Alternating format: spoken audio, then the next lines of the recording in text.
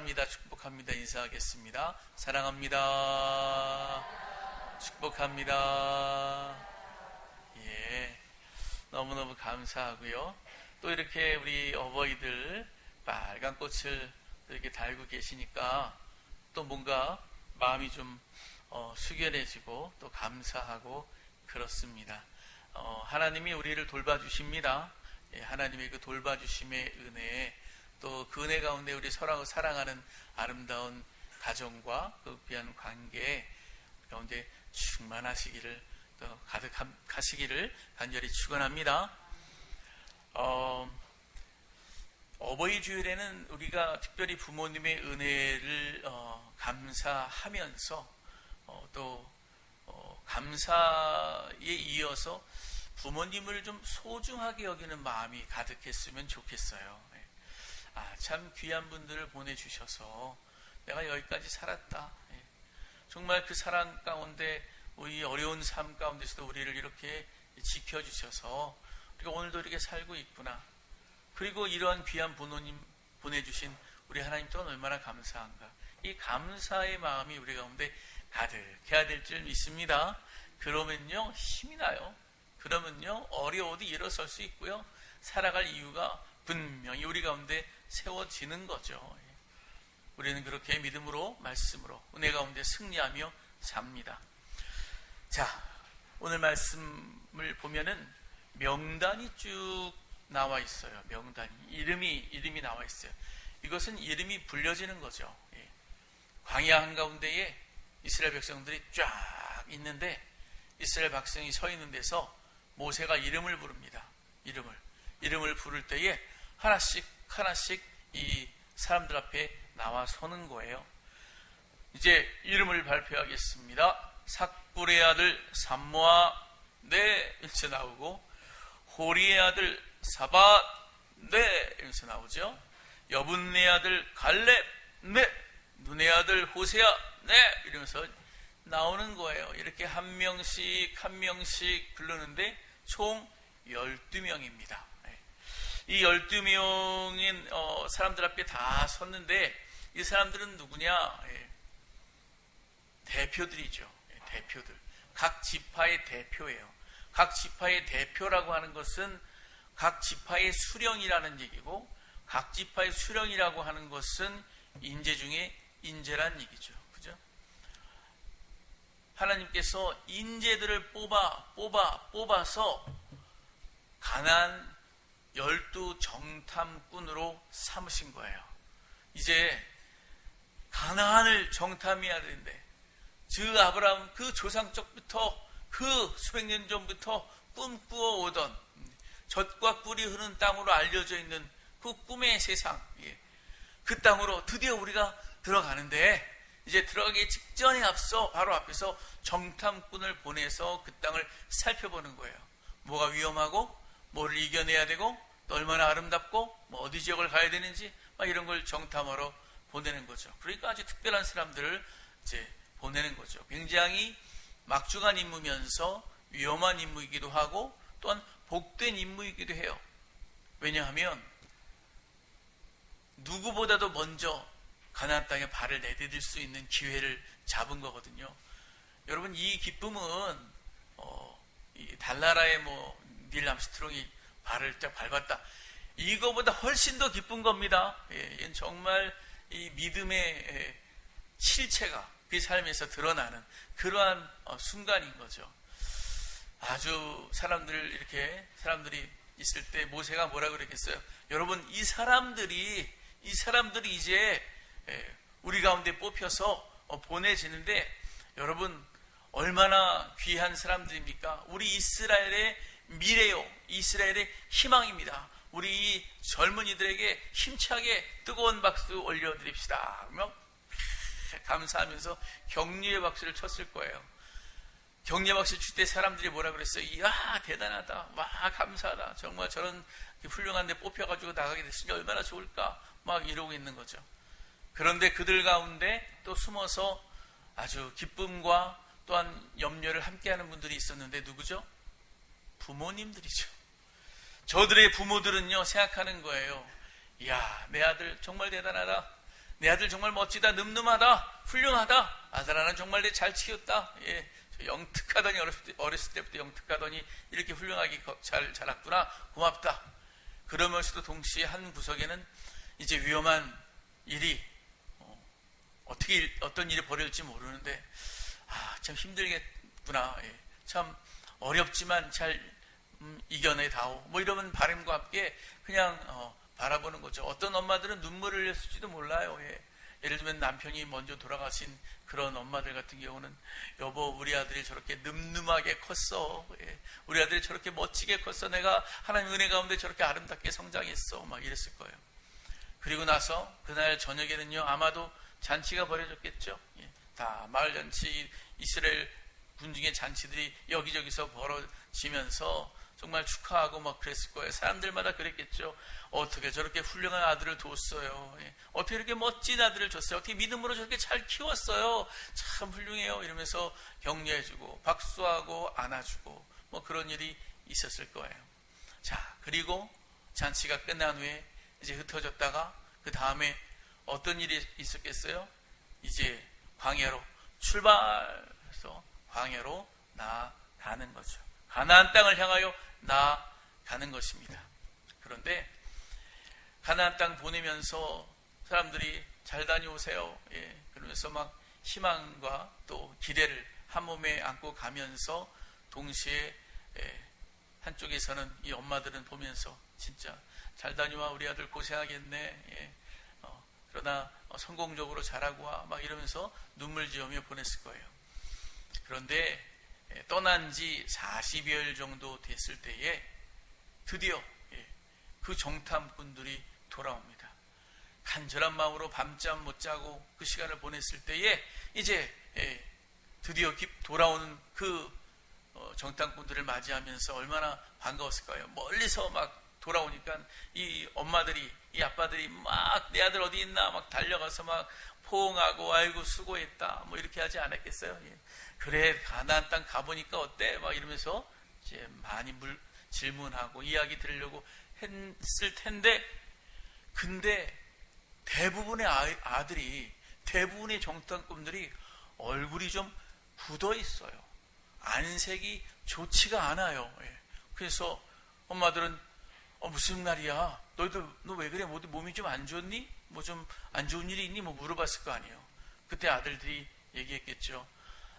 제가 이따 가서 자세하게 말씀드릴게요. 지금은 일단 먼저 회중 앞에 가서 공식적 보고를 드려야 되니까 좀 기다리고 계세요. 이제 회중 앞에 다 서고 모세 앞에 있고 그 앞에서 이 12 정탐꾼들이 자기가 정탐한 결과를 이제 이야기하게 되겠죠. 그런데요, 여러분, 그 전하는 소식이 기쁜 소식이 아니에요. 너무나도 슬프고 너무나 비참한, 너무나 정말 모든 것이 무너지는 그러한 소식을 전하고 있는 거예요. 그 소식이 어디에 나오냐? 민수기 13장 31절로 33절에 나옵니다. 민수기 13장 31절로 33절. 그와 함께 올라갔던 사람들은 이르되 우리는 능히 올라가서 그 백성을 치지 못하리라. 그들은 우리보다 강하니라 하고 이스라엘 자손 앞에서 그 정탐한 땅을 악평하여 이르기를 우리가 두루다니며 정탐한 땅은 그 거주민을 삼키는 땅이요 거기서 본 모든 백성은 신장이 장대한 자들이며 거기서 네피림 후손인 아낙 자손의 거인들을 보았나니 우리는 스스로 보기에도 메뚜기 같으니 그들이 보기에도 그와 같았을 것이니라. 굉장히 부정적이고 굉장히 두려움에 벌벌 떤 그런 이야기죠. 가나안 땅 축복의 땅인 줄 알고 내가 정말 행복과 기쁨과 기대를 가지고 밟았는데 가보니까 거인들이 살고 있어요. 그들의 성벽은 엄청 높아요. 땅도 너무 험해서 그 거민을 삼키는 그런 땅이에요. 우리가 가면 다 칼에 죽을 거예요. 그런 이야기를 들으니 백성들의 마음이 어땠어요? 한 번에 와르르르르 무너지는 거죠. 그리고 생각하는 거예요. 야, 이제 어떡하나 말이죠. 막 소동이 일어나기 막 시작하는데 그때의 갈렙은 그래도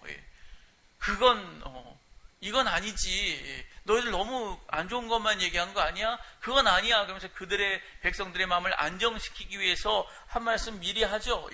13장 30절에 보면은 우리가 곧 올라가서 땅을 취하자 능히 이기리라 막 이렇게 막 외치면서 그렇게 이야기하지만 이미 이 부정적인 생각으로 가득한 사람들의 그 마음과 판단은요, 도무지 그들의 웅성거리는 말에 갈렙의 말은 다 묻혀버려요. 들리지도 않아요. 사람들은 동의하고 소리 지르고 막 아비규환 가운데 떠들었겠죠. 아니, 우리가 여태까지 가나안 땅만 바라보고 광야를 그냥 그 모험을 하면서 생고생을 하면서 여기까지 왔는데, 근데 오히려 들어가서 까보니까 완전히 아무것도 아니라고? 정말 다 죽는다고? 이거 어떻게 하냐 말이죠. 이런 소동이 난 거예요. 그들의 절망하는 모습이 14장 1절에 나와요. 온 회중이 소리를 높여 부르짖으며 백성이 밤새도록 통곡했어요.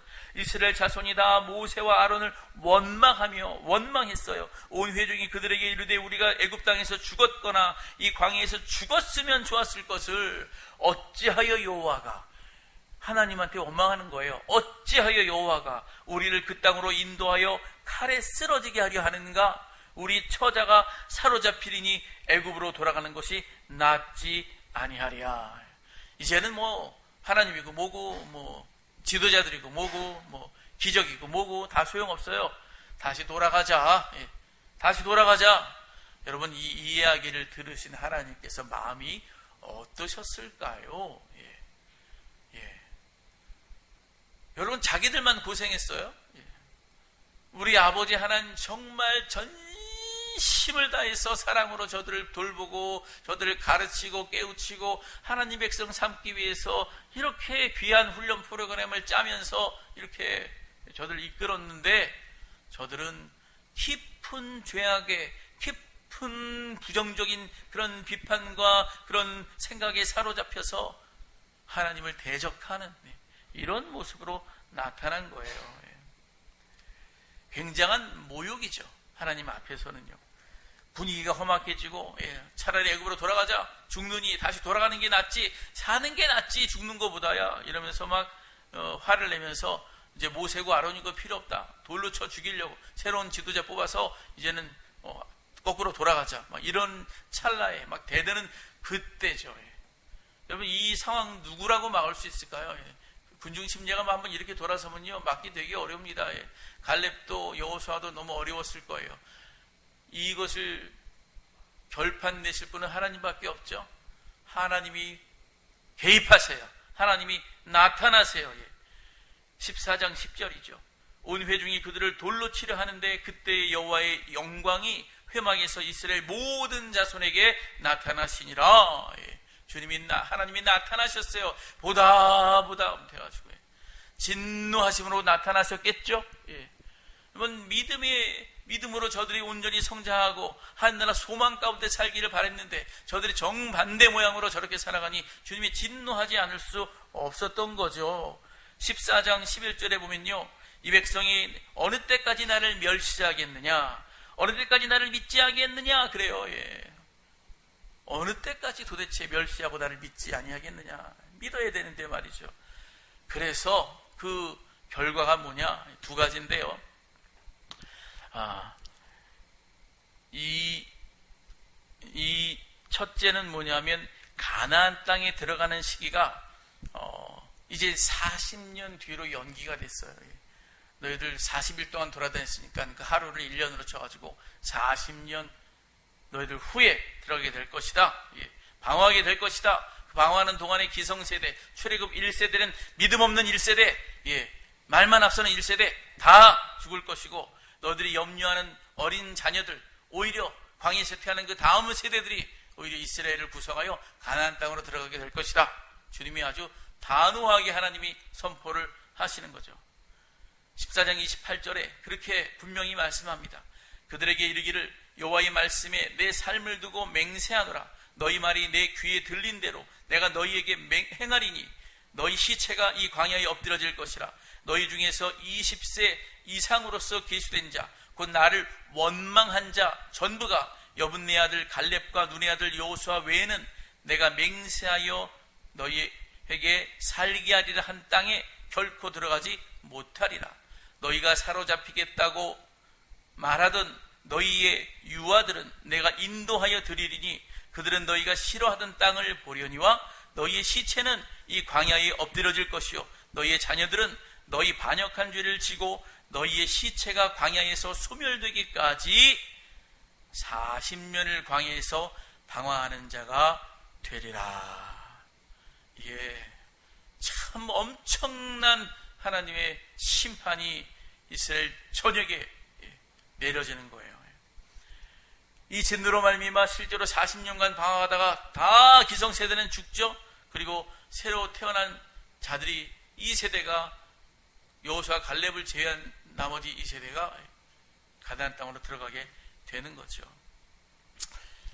그리고 40년 뒤로 밀려졌을 뿐 아니라 또 하나 두 번째 진노의 결과가 있는데 그 결과가 뭐냐면요, 하나님이 정탐하라고 주신 그 땅, 하나님이 약속하신 그 땅에 대하여 자기네 눈으로 쉽게 보고 악평한 그 10명의 정탐꾼들이 다 죽게 됩니다. 하나님이 좋다 예쁘다 한 땅을 이게 뭐야 이러면서 그냥 그 싫어하는, 원망하는, 불평하는 그 이야기를 한 자들 다 죽어요. 14장 36절 37절 말씀합니다.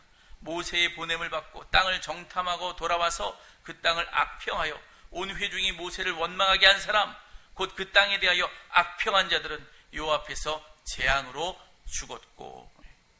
여러분 얼마나 기가 막힌 일입니까? 생각해보세요. 불과 40일 전이에요. 불과 40일 전에는요, 사람들 앞에 뽑혀가지고, 인지로 뽑혀가지고, 이 엄마들이 우리 아들 최고야, 우리 아들 정말 멋있어, 막 기쁨을 주었던 그러한 이름들이잖아요.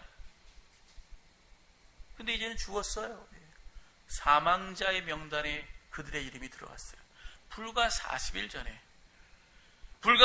전에 정말 서로 포옹하고 이 아들 잘했다 어깨에 두드려주면서 말이죠, 좋아했던 내 아들 너무 훌륭하다 기뻐했던 어머니들이 이제는 죽은 아들의 시체를 끌어안고 통곡하는 그런 상황으로 바뀌었어요. 이야, 이런 기가 막힌 경우가 있어요. 불과 40일 전에 세상에서 제일 효자인 것처럼 우리 아들 효자예요. 아주 효자를 두셔서 정말 좋으시겠어요. 이렇게 부러움을 사던 그런 어머니들의 가슴에 대못을 박은 고통을 준 불효자식으로 바뀌었다고 하는 거죠. 어떻게 된 거예요? 왜 이런 일이 있었던 거죠? 따라해 보겠습니다. 믿음이 없었기 때문에. 하나님에 대한 온전한 믿음이 없었기 때문이에요. 그들이 똑똑했는지 몰라도, 그들이 다른 사람보다 실력이 있었는지 몰라도, 그들이 자기 속에 누구보다 자신감과 자부심과 자존감이 높았는지 몰라도, 믿음이 없으니까 한 번에 꺾어지고 무너지더라고 하는 것입니다. 광야 갔는데 거인들이 나타나니까 아이고 이게 뭐야, 너무 무서워, 돌아가자. 막 여리고성이 높게 있으니까 아유 저 길을 어떻게 올라가, 우리같이 메뚜기 같은 사람이 큰일 났다, 돌아가자. 어려움에 한번 봉착하고 나니까 믿음이 완전히 꺾어져 버리고 완전히 바닥으로 꺼져 버리고, 도저히 하나님의 일을 할 수 없는 사람이 된 거죠. 여러분, 그런 어려움이 당하면은요, 우리가 제일 먼저 뭘 생각해야 돼요? 여러분, 어려움 당하면 누구를 바라봐야 돼요? 하나님 바라봐야 됩니다. 어려움 당하면은 어려운 현재의 문제, 현재의 상황, 현재의 어떤 부정적인 그런 모습을 바라는 것이 아니라 일단 하나님 바라봐야죠. 왜? 하나님은요 희망이니까, 하나님은요 소망이니까, 하나님은요 모든 삶의 근원이니까 하나님 바라봐야 되죠. 하나님 바라보면 어떤 생각이 들겠어요? 아, 우리 하나님은 저 여리고 성보다 저 거인족들보다 훨씬 더 강력한 애굽을 이기게 해주신 분이야. 애굽의 바로를 물리쳐 주신 분이야. 바다를 가르시고 우리를 이끌어내신 분이야. 광야 속에 정말 이 모래가 가득한 광야 속에 구름기둥 불기둥으로 우리를 지켜주시고 생수를 먹여주시고 만나와 메추라기를 먹여주신 분이야. 하나님 바라보면요, 그런 것들이 생각나잖아요. 그런 은혜가 생각나잖아요. 그리고 다시 힘을 얻잖아요. 정신 차리게 되잖아요. 사탄이 이런 공격을 할 때에 믿음의 방패를 딱 가로막고 말이죠. 성령의 힘으로 싸워 이기면서 앞으로 달려나갈 수 있게 되잖아요. 하나님 바라보지 않으니까, 믿음이 없으니까 어려움 한번 부딪히면 그냥 와장창 무너지는 거예요. 와장창 무너지는 거예요. 성공한 사람처럼 보이지만 헛개비였던 것이고, 대단히 잘난 사람처럼 보이지만 아무것도 아니었다는 거죠. 그냥 자아 도취에 빠진 교만한 자들에 불과했다고 하는 것입니다. 여러분, 하나님 없는 성공은 성공이 아닙니다. 하나님 없는 자기의 잘남은요, 한순간에 무너질 아무것도 아닌 거예요. 믿음 위에 세워져야 되는 거죠. 믿음 위에. 믿음이 없으면 세워놓은 것 한 번에 다 무너진 겁니다. 여러분, 이들이 효자들입니까? 많은 사람들이 그래도 효자는 효자였잖아요. 그동안 정말 많은 사람들 중에서 특별한 사람들로 훌륭한 사람들을 뽑히고 그래도 1등하고 했던 사람들이잖아요. 효자들이었잖아요. 위로받으세요. 그걸로 위로받으세요. 이렇게 얘기하면 그 엄마들이 뭐라 그러겠어요. 성공이고 뭐고 무슨 명예고 뭐고 다 소용없어요. 우리 아들 보통 아이들 평범한 아이여도 좋으니 정말 건강하게 내 옆에서 자라고 오순도순하게 살아가면서 믿음 안에서 주님 안에서 이렇게 하나님의 뜻을 구하며 예비하며 살면 저는 그걸로 족하지. 뭐 그리 대단하다고 말이죠. 한 번에 이렇게 무너지는 그러한 모습이 되었는지 너무 가슴이 아파요. 이게 그 아들을 움켜잡고 통곡하는 어머니들의, 그 부모들의 마음이 아니겠는가 하는 거죠. 근데 여러분, 진짜 효자도 있어요. 진짜 효자. 진짜 효자가 누구죠? 여호수아와 갈렙이죠. 여호수아 갈렙이에요. 다 믿음이 없었지만 여호수아 갈렙은 믿음이 있었으니까, 하나님을 신뢰하는 마음이 있었으니까, 긍정적으로 그날을 바라보며 달려가는 그러한 마음이 그에게 있었으니까 말이죠. 그래서 이 믿음이 있는 사람은요, 아마 생각하는 것부터 다를 거예요. 딱 사람들 앞에 뽑혔을 때도 거봐, 내가 똑똑하고 뛰어나니까 사람들 앞에 뽑혔지, 이게 아니에요. 아이고, 나같이 모자르고 무능한 사람을 우리 하나님께서 왜 이렇게 귀하고 영광스러운 자리로 뽑아주셨나. 아, 참, 이게 몸둘 바를 모르겠네. 내 하나님이 주신 사명 잘 감당해야지. 내 하나님이 주신 사명, 어떤 어려운 일이 있어 내가 감당해내야지. 여러분, 갈렙과 여호수아가 그런 마음 품지 않았겠어요? 그러니까 어려움을 딱 당해도 그 안에 큰 믿음으로, 오히려 감사한 마음으로 내 온 한 몸 다 바쳐 내가 무엇을 이루리라, 하나님 뜻을 이루리라 생각하고 긍정적으로 바라보고 좀 하나님 앞에 믿음의 보고를 할 수 있었다고 하는 거예요. 14장 7절 중간에 보면 그렇게 말씀합니다. 우리가 두루다니며 정탐한 땅은 심히 아름다운 땅이라. 여호와께서 우리를 기뻐하시면 우리를 그 땅으로 인도하여 들이시고 그 땅을 우리에게 주시리라. 이는 과연 젖과 꿀이 흐르는 땅이니라. 다만 여호와를 거역하지는 말라. 또 그 땅 백성을 두려워하지 말라. 그들은 우리의 먹이라. 그들의 보호자는 그들에게서 떠났고 여호와는 우리와 함께 하시느니라. 그들을 두려워하지 말라. 이야, 보고가 너무 다르죠? 악평이 아니에요. 젖과 꿀이 흐르는 땅이에요.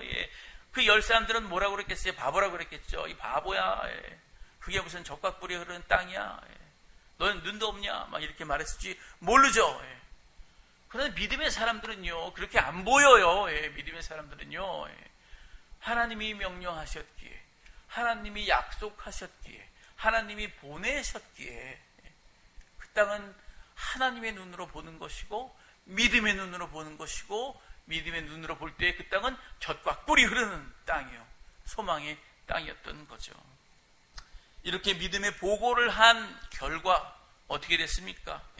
믿음 없는 보고를 한 10명의 정탐꾼은 죽었지만 이 두 사람은 살아서 끝까지 가나안에 입성하고 이스라엘을 이끌었다는 것이죠. 14장 38절에 그 땅을 정탐하러 갔던 사람들 중에서 오직 눈의 아들 여호수아와 여분네 아들 갈렙은 생존하니라. 아멘. 예. 여러분, 진정한 효도가 뭡니까? 진정한 효도가 뭐예요? 10명의 정탐꾼들의 어머니들은 너무나 비참한 가운데 눈물을 흘리며 통곡하고, 그 시간에 여호수아와 갈렙의 어머니들은요, 아들을 안고 감사의 눈물을 흘렸을 겁니다. 무엇에 대하여 감사했을까요? 무엇에 대하여? 믿음이죠. 믿음이죠. 아유, 그냥 우리 아들 이렇게 똑똑해가지고, 이렇게 다른 10명의 애들보다 더 똑똑해가지고, 잘나가지고, 이렇게 살아왔네. 이렇게 뜨거운 이 훌륭한 인물 되게 해주셔서 감사합니다. 그런 거예요? 아니에요. 하나님, 우리 아들, 끝까지 하나님을 경외하는 믿음 잃어버리지 않게 해주셔서 감사합니다. 정말 믿음의 자녀 된 것 하나님 감사합니다. 그래서 그냥 이 엄마들의 마음이 그냥 감사가 뿌듯하면서, 갈렙의 엄마와 여호수아의 엄마는 서로를 바라보며 서로 위로하고, 또 오히려 죽은 엄마들에게 나가서 위로하고, 그렇게 하지 않았겠는가 하는 거죠. 실제로 여호수아는 모세의 후계자가 되었습니다.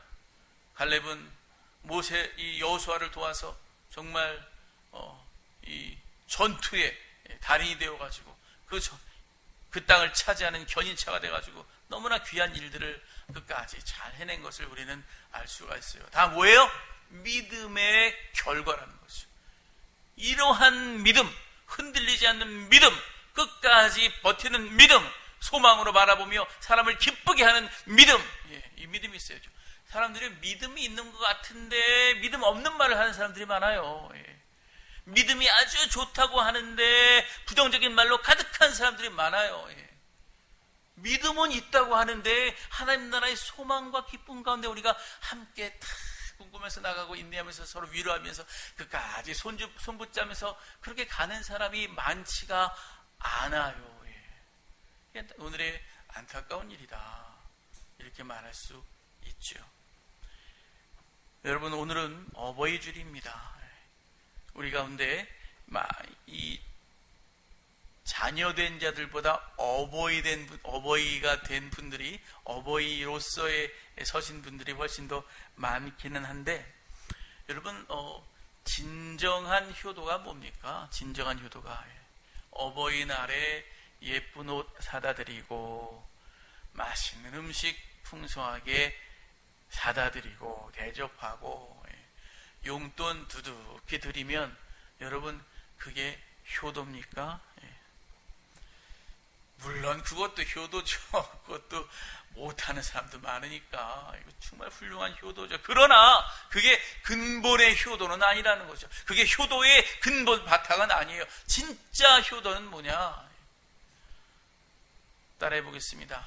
예수님 잘 믿는 거, 하나님 잘 믿는 거, 신앙생활 잘하는 거, 그게 진짜 효도라고 하는 거예요. 여러분, 진정한 효도의 근본은 이렇게 믿음의 자녀들이 되는 거예요. 믿음의 아들, 딸들이 되는 거예요. 여러분, 다 그렇게 되시기를 축원합니다. 그리고 어떤 상황에서라도 여러분, 하나님 온전히 경외하는 믿음을 가지게 되면은 어떤 성벽이라도, 어떤 무서운 사람이라도, 어떤 어려운 상황이라도 다 뚫고 나갈 수 있게 되는 겁니다. 믿음으로 살면, 왜냐하면 하나님이요, 하나님 바라보고 믿음을 가지고 하나님을 바라보고 하나님께 기도하고 도움을 구할 때 하나님이 도움의 손길을 안 주시겠어요? 하나님이 크신 도움의 손길을 펼치사 복을 주시고 모든 장애물들을 거두어 주시고 끝까지 그것을 넘어 통과하게 하시고 이기게 하시는 역사 하나님이 베풀어 주시거든요. 그렇게 도움받는 자녀 되시기를 바랍니다. 그렇게 도움받는 자녀가 진짜 효녀고 진짜 효자예요. 근데 만약에 자녀들이 믿음이 없다고 생각해 보세요. 믿음 없는 자녀들이 어려움에 맞닥뜨렸어요. 하나님께 기도하고 하나님을 기뻐하시는 방법으로 살아가는 것이 아니라 인생을 원망하면서 인생은 왜 이렇게 힘들어? 인생은 다 돈 있는 자들의 것인 것 같아. 인생은 왜 이렇게 어려워? 도대체 미래를 알 수가 없어. 그러면서 불평하고 원망하고 엄마 왜 이 어려운 세상에 나를 낳아주셨어요? 이러면서 말이죠. 한탄하고 술이나 마시고 절망하고. 여러분 아들이 그렇다고 생각해 보세요. 여러분 잘 아시는 이재철 목사님이 언젠가 짧게 간증하는 이야기를 하나 들었는데 뭐냐면 이재철 목사님도 꽤 이 친분이 넓은 그리고 이제 또 이렇게 높은 그런 부자들 뭐 이런 사람들 다 아는 사람인데 자기 친구 중에 아주 돈을 많이 번 사람이 있대요. 많이 번 사람. 근데 돈을 엄청 많이 벌다가 쫄딱 망하고 엄청 많이 벌었다가 쫄딱 망하고 이런 이제 그 친구가 있는데 근데 하는 말이 내가 이 친구를 오랜만에 만났는데 거의 30-40년 된 친구인데 근데 이 친구가 눈물을 흘리는 것을 한 번이 본 적이 없대요. 한 번도. 눈물 흘리는 걸 한 번 적이 없대요. 그래서 훌륭한 친구다. 좀 의지가 대단한 친구다 그랬는데 오랜만에 얼마 전에 만났는데 이 친구가 이런저런 얘기하다가 아들 얘기가 나오니까 갑자기 자기 눈물에 쏟더래요. 눈물을 쏟더래요. 이렇게 강인한 아버지가 아들 얘기를 하는데 아들이 뭔가 잘못됐겠죠. 그냥 눈물을 막 쏟더래요.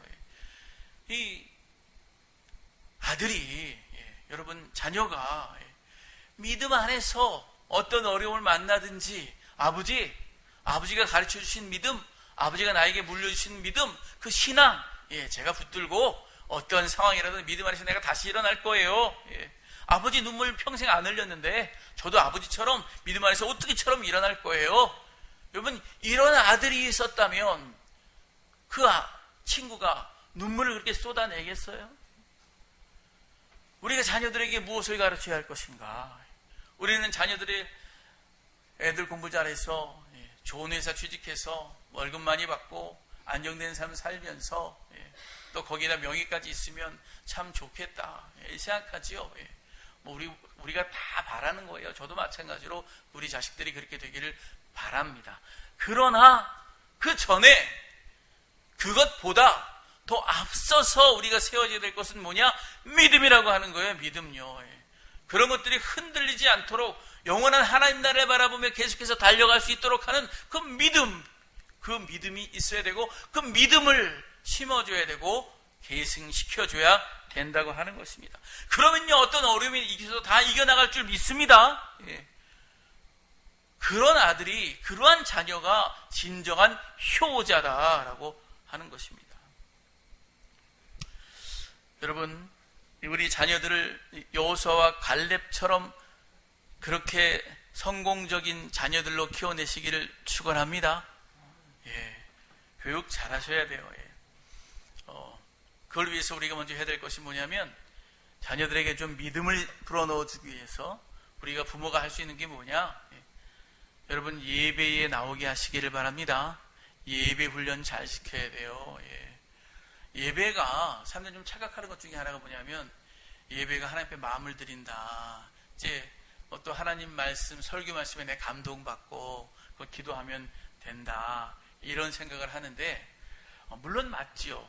근데 그래서 이 코로나 시대에 그게 좀 더 우리에게 익숙해지고 설교를 들어도 아유 뭐 우리 목사님 설교 말고 다른 목사님 설교 들어봐야지 그래 듣고 또 저 큰 교회 목사님 설교도 듣고 또 내가 궁금해하는 목사님 설교도 듣고 막 이렇게 들어요. 이거를 조금 비판적으로 표현하면 좋은 건 마치 은혜 사모하는 거니까 좋은 건데 좀 비판적으로 말하면 은혜를 소비하는 것이기도 해요. 내가 여기 선택해서 여기가 좋군. 내가 헌금 내고 헌금 설교 듣고 내가 헌금 내고 설교 듣고 내가 오늘 설교 쇼핑할까? 오늘은 좀 더 많이 내고 헌금 듣고 설교 듣고. 예배는 그렇게 쇼핑하듯이 은혜를 받으며 은혜를 즐기는 게 아니에요. 그렇게 그러한 요소가 있지만 그게 전부가 아니에요. 그 전에 뭐가 있어야 되냐? 하나님 앞에 나를 보이는 거예요. 하나님이 이 자리에 계시고 그리고 하나님이 우리를 보시기 때문에 하나님 저 나왔어요. 제가 하나님 앞에 경건한 마음으로 감사하는 마음으로 하나님 앞에 나왔어요. 하나님 제가 단정한 옷차림으로 나왔어요. 하나님 말씀 들을 준비가 됐고요. 하나님 말씀 들으면 제가 하나님 안에서 바르게 살 준비가 되어 있어요. 하나님 제 중심 보고 계시죠? 하나님. 하나님과 눈이 마주치고 하나님 정말 눈도장 찍고 그래서 우리 모두가 서로를 바라보며 이야 저 사람 반듯하구나. 저 사람 예배할 준비가 된 사람이네. 저 사람 맨날 졸고 껄렁껄렁하고 아무렇게나 입고 보고 보니까 예배할 준비가 안 됐네. 바르게 우리 예배하자고 그러면서 서로 격려하면서 이렇게 아름다운 공동체 세워 나가는 거 예배 훈련하는 거예요. 여러분 자녀들 예배 자리에 나오게 하시기 바랍니다. 여러분의 남편들 예배 자리에 나오게 하세요. 여러분의 아내들, 여러분 친척들 예배 자리에 나와서 하나님을 배웁게 하고 하나님께 내 마음을 드리고 그 보이지 않는 하나님을 믿음으로 말미암아 영원한 하나님 나라 꿈꾸고 소망 가운데 능력 있게 살게 하는 바탕이 되는 거예요. 기초의 기초, 생기초. 예배 훈련 잘 하시기를 축원합니다. 두 번째 말씀 훈련 잘 시켜야 돼요. 말씀 읽어야 돼요. 근데 말씀 읽으려면 어떻게 해야 되죠? 내가 읽어야죠. 나는 안 읽는데 아들 보고 딸 보고 읽으라 그러면 읽겠어요? 요즘에 인터넷 얼마나 좋은 게 많은데 읽지 않아도 그냥 듣기만 해도 그냥 보기만 해도 다 해결되는 게 많은데 성경책을 읽겠냐고요? 성경책을 읽고 묵상하겠냐고요? 내가 안 하는데 하겠냐고요? 그렇게 하면 믿음의 자녀를 기를 수가 없죠.